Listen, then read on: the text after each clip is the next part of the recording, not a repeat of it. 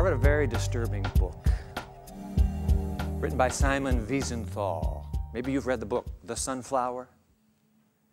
In that book, he tells a story of how, as a young Jewish lad in a Polish Nazi concentration camp, he's on a work detail one morning when an expressionless nurse comes to him, taps him on the back, and secretly removes him from the work detail. Follow me. No words. She leads him into that Polish hospital, up the stairs, down some long, dark hallways, opens the door, and motions for him to enter. Young Simon enters. The room is dark. He finally makes out a hospital bed and a body lying beneath a draped sheet, except for the head. And the head is entirely bandaged, except for 4 holes. A hole for the mouth, a hole for the nose, 2 for the ears.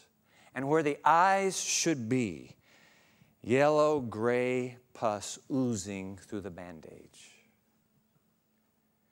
Young Wiesenthal stands there motionless. Against his better judgment, he's here when the form beneath the sheet begins to speak. I want to quote from The Sunflower and Simon writing.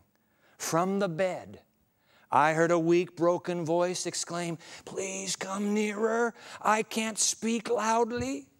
Now I could see in the semi-darkness the figure in the bed more clearly. White, bloodless hands on the counterpane, head completely bandaged. Hesitatingly, I sat down on the edge of the bed.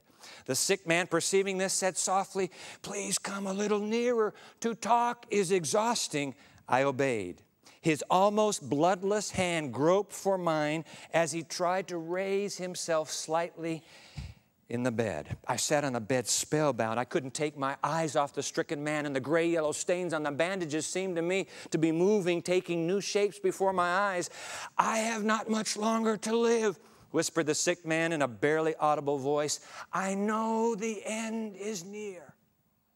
What follows, and you'll have to read the book for yourself, is a surreal, almost unbelievable, but tortured confession of this dying Nazi SS soldier to a young stranger, a Jew. The nurse had obviously, in some merciful effort to give this man a last dying request, had pulled Simon into that room. The man wants to confess. Turns out that before he was mortally injured, wounded on the Russian front, under the command, he made it clear, under the command of higher orders, he and his colleagues had gathered 150 to 200 Jews inside a vacant farmhouse, gassed it, grenaded it, torched it, and then stood there with a machine gun should anyone try to flee. The haunting memory of that atrocity he cannot release. Now he dies, but he must confess. Wiesenthal quotes him. "I know what I have told you is terrible." This is an errant Christian Nazi soldier confessing now. "I know what I have told you is terrible. In the long nights while I have been waiting for death time and time again, I have longed to talk about it to a Jew and beg forgiveness from him. Only I didn't know whether there were any Jews left. I know that what I am asking is almost too much for you, but without your answer, I cannot die in peace. Will you forgive me?" The plea of the bandaged head. Wiesenthal writes, a battle raging inside of him. What a contrast between the glorious sunshine outside and the shadow of this bestial age here in the death chamber. I stood up and I looked in his direction at his folded hands. At last I made up my mind, and without a word, I left the room. What would you have done? 25 years later, Simon Wiesenthal, still haunted by that confession and his decision not to forgive, who obviously miraculously survived the Holocaust, though he lost 86 family members and loved ones to the Holocaust. He writes the book Sunflower, and he ends the narrative with these words: "You who have just read this sad and tragic episode in my life can mentally change places with me and ask yourself the crucial question, what would I have done?" What would you have done? What would I have done? For the next few moments, I want to cogitate with you on this almost inexplicable human reality called forgiveness. I mean, where does forgiveness come from? We've heard the stories in our session today. Moving stories, but where did it come from? This gift of forgiveness. Is it something that is innate in our human psyche? Do we have a capacity for it? Or has it come from externally? And if so, how? If so, where? I want to right here at the outset raise some serious questions about certain aspects of modern science. I've done so before. I want to assure you again, I am thoroughly in gratitude to the advances of human science. I have some very dear friends who are scientists at the university where I work. But I'm raising questions about science's premise, its naturalistic premise, that all of our emotions, all of our passions, all of our desires, all of our love is somehow through the quarks and carbon and chemicals of life one day just became us. I really struggle because where in that great cosmic soup does forgiveness boil to the surface? How did we get forgiveness? Where's it come from? I want to put some faces on the screen. Take a look at these faces. You may not know these names. Every one of these is a forgiver. See the face of the woman in the corner, Abigail, whose daughter was brutally murdered? How could she forgive and then visit and become friends with the man who murdered her daughter? You see a face up there, Gordon Wilson. You know Gordon Wilson, don't you? Whose daughter was killed by an IRA blast in Belfast. You remember that story. How did he come to the place where he could forgive those murderers of the terrible deed? And what about the Pope, John Paul II? How did he find forgiveness for Muhammad Ali Agha for shooting him? Where did this forgiveness come from? Let's face it, ladies and gentlemen, forgiveness does not make sense. It's not logical. It's not natural. Is it natural for us? Well, I don't think it's natural. Somehow something wells up within us. And I like how Michael Henderson put it a moment ago. I don't know what you want to call it, the inner voice. Call it what you want. But something comes inside of you and says, you have got to forgive. You can't hold on to that bitterness. That anger will destroy you, sir. Please. Where does it come from? You know, I suppose our natural human longing, justice. You believe in justice? Give me justice. Give me vengeance. Give me retribution. I want to settle the score. That would seem to be the most natural of our human quest. And so you enter forgiveness into our life stories. It seems something even higher, doesn't it? Higher than justice itself. Where in the face of justice, you're still willing to forgive. I mean, I'm still thinking about Joe. You saw Joe up here? Joe, who says, my father's murderer, released by the government, and I now live on a journey to forgive. Where does it come from? Dog eat dog, that's what Charles Darwin said. Rex Tyrannosaurus eat Rex Tyrannosaurus. Where does forgiveness come in Darwin's world and paradigm? That's a fair question, very fair question. And by the way, isn't this amazing? We not only receive forgiveness, where did we get this notion that we could actually ask for forgiveness? I want to read a statement to you that is a request, an official government request for forgiveness after the collapse of the Berlin Wall, but before the unification of Germany, all right? The newly formed East German government, in its first official act, I'm going to put the words on the screen for you. This is what they voted. We, the first freely elected parliament of the GDR, on behalf of the citizens of this land, admit responsibility for the humiliation, expulsion, and murder of Jewish men, women, and children. We feel sorrow and shame and acknowledge this burden on German history. We ask all the Jews of the world to forgive us. End quote. I say, wow. Because if you believe that forgiveness simply oozed its way to the primordial surface once upon a time, would it result in asking for forgiveness by a government? We're thinking forgiveness, ladies and gentlemen. I want to read to you, exploring as you and I are where the source of forgiveness might be. I want to read to you a quotation from someone you should know very, very well if you live in this region. In fact, my guest house, right across from the guest house where I'm staying, is a beautiful little meadow with his name on it. The road in front of the guest house, a lovely British English road, it has his name on it. This afternoon, I went to the oldest building in Binfield, which happens to be the All Saints Church, and he sang as a choir boy in that church. Do you know of whom I speak? I speak of Alexander Pope. Thank you, Alexander Pope. He spoke this line, wrote it. I'm going to put it on the screen. For the next few moments, I want to take that line apart with you. Do you remember this line? Of course you do. To err, that means to blow it, all right? To err is human. To forgive, divine. Alexander Pope, your own native son, right here on the outskirts of London. Alexander Pope. Let's take a closer look at that phrase. The other day, you and I were sharing together a book out of the opening salvo of that ancient scriptures. In the book of Genesis, one line. Let me put the line back up on the screen. We quoted from this line. I want to go back to it. Do you remember this? How's that line go? In the book of Genesis, so God created man in his own image. In the image of God, he created him. Male and female, he created them.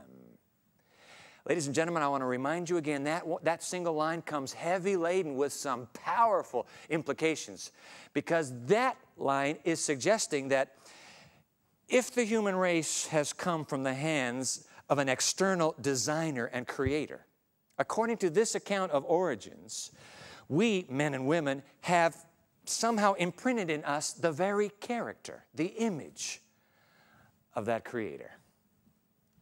An image, a character, a source of origin that is in radical contrast to Darwin's paradigm. Now, here's my point. My point is this. I believe that when you and I exercise the act of forgiveness, we're doing something that actually transcends our humanity. And for a moment, I realize how limited it is even when we forgive. But for a moment, it's as if we are tapping into the very character, the very attributes of the God mentioned in Holy Scripture. For some reason, it seems that if we can accept this notion, and we'll put it up here just for our contemplation, if that notion were true, then forgiveness isn't something that mutates up from below. Forgiveness is actually something that emanates from above. Wouldn't that make sense? Yeah. Now, if that were the case, then maybe Alexander Pope is right. Your son. To err, how's it go? Say it with me. To err is human. To forgive, divine. A great man from your village made that confession. Maybe he's right. And if it's true that forgiveness is from God, and if by forgiving we somehow are drawn into this attribute of the divine, then what is it that the divine forgives? I want you to, for a moment, think of everything that's gone wrong on this planet in the last 24 hours. What's taken place? There's been crime. There have been robberies. There have been murders. There have been rapes. There is a war still going on. All of that evil. There's no way you and I can possibly get our minds around that extent of evil. I mean, it's like that old song, you got your troubles, I've got mine. How am I supposed to figure out the woes of an entire civilization? And yet, if that little ancient line is true, there must be somebody in this universe who carries all of that upon his mind, upon his heart. What does the divine forgive? All of it? And the moment you introduce forgiveness with the concept of God, we need to quickly note that the same ancient book suggests that this God who has created man and woman also loves the entire human family, the entire civilization. The moment you start speaking of love, and a love for the entire children of this earth, suddenly forgiveness comes into even sharper focus. Hey, look, why did the SS officer request a Jew? Why didn't he say, do you have an Anglican nearby? Why didn't he say, bring me an Episcopalian, bring me a Muslim? Why did he ask a Jew for a Jew? Because Simon Wiesenthal was a representative of the Jewish people. They were his own flesh and blood. They were his very identity. When someone wrongs a child on this planet, could it be there is someone else in the universe that says, hey, wait a minute. Do you understand? This child is mine. You, in touching the child, you have touched me. I want to tell you something. If somebody comes to me and says, you know, Dwight, I just slapped the neighbor's little girl. I said, well, you shouldn't do that. Why would you slap the neighbor's little girl? If that same someone comes to me and says, Dwight, I need to ask forgiveness because I just slapped your little girl. Whoa, you have just changed the playing field. Why? Because you've touched somebody that is part of me. So when you're talking about God and all the evil on this planet, any child you touch, you're touching the creator of that child. Yeah. So forgiveness, if we're not going to be totally comfortable with the naturalistic explanation that it just, well, you know what forgiveness is? It's just a few of those hormones that get mixed up together and voila, you do it. If you are not willing to satisfy yourself with that definition, I want to tell you something, ladies and gentlemen, there is only one other alternative. There is not a third world view. There's only one other paradigm. That ancient book that speaks of a creator, a master designer who has imprinted his very character into the human psyche, that book needs to be rather carefully examined, because if God is the source of forgiveness, and He's willing to forgive anything and everything, whoa, I want to revisit. I'd like to revisit that whole theme. When I forgive, could it be that in a small way, a very small way, I might be reflecting the very attribute of God Himself? I like how Michael Henderson put it a moment ago. In fact, he was quoting Lewis Smedes. I had a television program in the United States a few months ago where I had Lewis Smedes sitting in that seat. He's a very well-known in my country ethicist. And I asked him, how would you define forgiveness? And this is his definition. Forgiveness is surrendering the right to get even. That's a pretty heavy thought. Surrendering the right, letting go, being willing to let go of what has just been dripping with acid and anger and bitterness in your own heart. Letting it go. Could it be we've been imprinted with somebody else's attributes and character that could actually bring us to be willing to let go of that injustice? You know something, what's so fascinating about us as human beings is that we are intimately woven together. Have you noticed that? I mean, what happens to my body affects my mind. What happens to my mind affects my body. We're just one holistic, what's the word I want? Unit. Yeah, that's what we are. So if I have chosen to let anger and bitterness fester like putrid rot in my brain, is it possible that that dripping acid in my floating mind extends to the very ends of every tissue I have? Could it be today that there are people who have died prematurely because they have not learned that they have the right to forgive? They have the right to let it go. Forgiveness. I'm telling you, ladies and gentlemen, we're not just dealing with some little namby-pamby optional choice for the human race. We're dealing with the very core essence of survival. I said that a moment ago when Jillian and I were sitting up here together. Forgiveness, obviously, is not easy. I mean, you look what Job went through. And you know, Enoch, had to wrestle with the very same issue. Will I forgive this person who betrayed me in my inner circle? This isn't an IRA bombing, but it's just as significant to Enoch. Nobody said forgiveness is easy. In fact, you know what? It is impossible for forgiveness to be easy. Let me put the words. If forgiveness were easy, by the way, this French philosopher would be absolutely right. Let me put his words up on the screen here. Herbert Marcuse once said, one cannot and should not go around, I'm thankful for this counsel, one cannot and should not go around happily killing and torturing. And then when the moment has come, simply ask and receive forgiveness. You can't trivialize forgiveness, ladies and gentlemen. If you owe somebody forgiveness, I'm not making light of it. It's not going to be easy. But the question here as we move to a wrap is, how do I know what to do? Thank you, Michael Henderson, for reminding us in your book that there are organizations that deal with reconciliation. But as wonderful as those organizations are, they're not going to be much help to me in my day-to-day struggle for survival, and probably not much help to you either. I need some help right now. Okay? Move to the wrap. But take this thought with you. Because some of you are saying, you know, Dwight, I am not an evil man. I've never set off an IRA bomb. I've murdered nobody. I've raped no one. I really haven't stolen too much, a few office pencils and paper clips, but hey, big deal. I'm not an evil man. I do not need somebody out there in the universe saying, oh, I forgive you. I don't need forgiveness. All right? I want to talk to you. Have you heard of the anthropic coincidence? Anthropic. Let's put it on the screen. Anthropic. It's from the Greek word anthropos. It means man.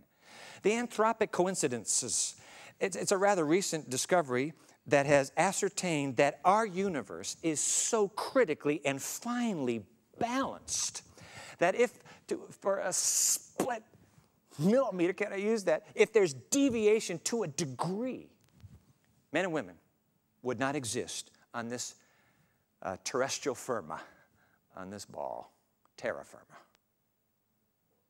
Let me quote a physicist named Paul Davies. Here's what he's talking about. Had the Big Bang been weaker, talking about the law of gravity, if it had been stronger or weaker, had the Big Bang, it's on the screen, been weaker, the cosmos would have soon fallen back on itself in a big crunch. On the other hand, had it grown stronger, the cosmic material would have dispersed so rapidly that the galaxies wouldn't have formed. Either way, the structure of the universe seems to depend very sensitively on the precise matching of explosive vigor to gravitating power. How precisely is it matched, Dr. Davies?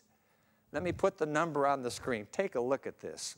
1 to the 10th to the 60th power. I want to remind you that the 60 means 60 zeros after, okay? Now, what is that? Get my mind around it, Dr. Davies, please. He says, all right, I'll give you an illustration. I'm quoting him again. To give meaning to these numbers, he writes, suppose you want to fire a bullet, all right, at a 1-inch target on the other side of the observable universe, 20 billion light years away. Your aim would have to be accurate to that same part in 10 to the 60th. You have to be able to hit 20 billion light years away and 1-inch target, or the universe is dead. Ladies and gentlemen, the physical components of this cosmos in which you and I reside are that finely tuned. Here's where I'm going. Could it be then that the moral universe is just as finely tuned? Huh? Oh, I know you're not Al Capone. Al Capone was a pretty bad guy. You've heard of that gangster, haven't you? I know that Al Capone wasn't as bad as Adolf Hitler. I realize that. And I'm not as bad as Al Capone. But does that make me a saint?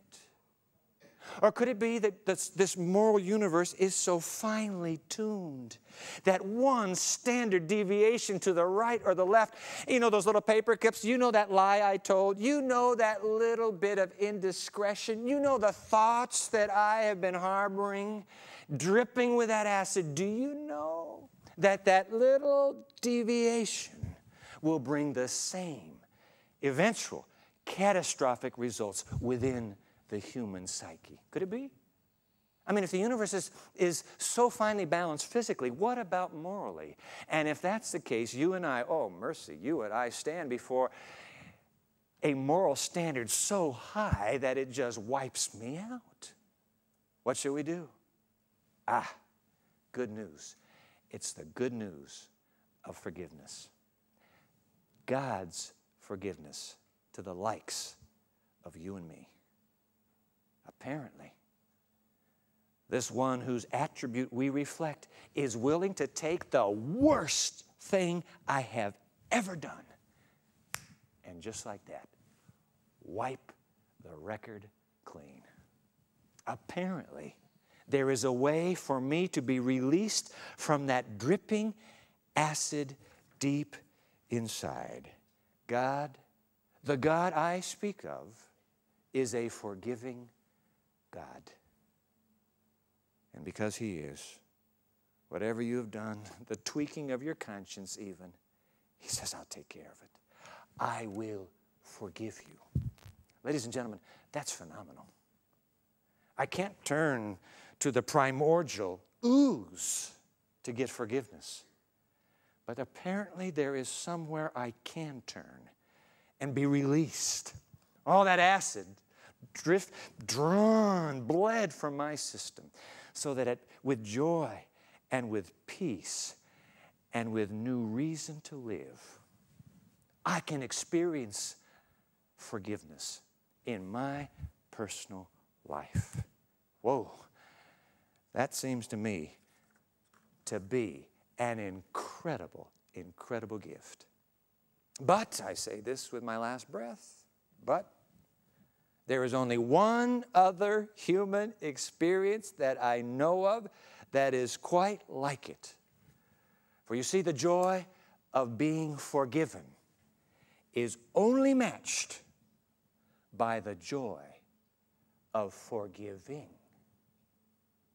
And it may be that right now there is somebody in your life that needs to be forgiven. They may never come to you, sir, and ask you, or say, I'm sorry, and ask for your forgiveness. You hold it in your hands to set them free and set yourself free just by saying, okay, I'm willing. I will forgive you. I release the anger. I release you. Ladies and gentlemen, this universe wired, is it, by one who has given the gift? I can't think of a more critical reason, therefore, to ask for that gift, the gift of forgiveness.